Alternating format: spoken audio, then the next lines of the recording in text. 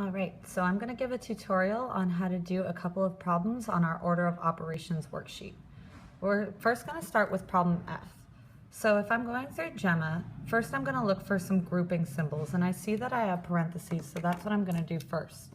I'm going to do 14 minus 12, and that's going to give me 2.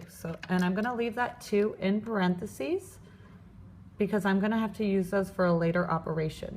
I'm going to bring down the 6, and I'm going to bring down the plus sign and the 8 squared. All right, now I'm going to look at what am I going to do next. Well, I'm going on to the E of GEMA, which is exponents. I see that I have an 8 squared, so that's what I'm going to do. 8 squared means 8 times itself 2 times, so that becomes 8 times 8, which is 64.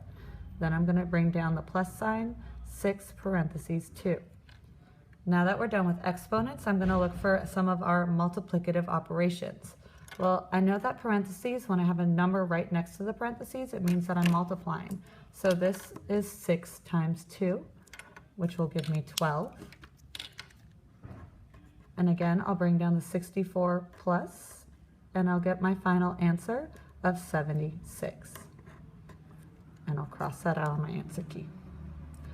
On the back, if we're looking at problem I, I'm going to again look for my grouping symbols first, and I see that I have parentheses, so I'm going to do my 3 plus 4 first, and that's going to become 7.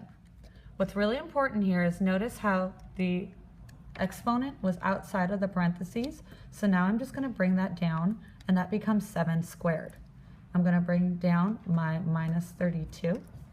7 squared is 7 times 7, and you get 49. 49 minus 32, and when you do that math, you get 17. Final answer, box A. All right, the next and final one that I'm going to do for you is problem N. Problem N. Again, I'm going to look for a grouping first, the G in GEMA. I see that I have 12 minus 9, and that's going to give me 3. I'm going to bring down everything around it.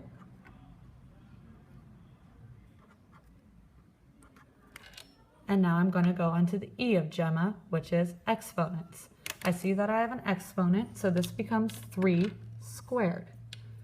3 squared is the same as 3 times itself 2 times, so 3 times 3 is 9. I need to keep it in the parentheses because the 8 is right next to it.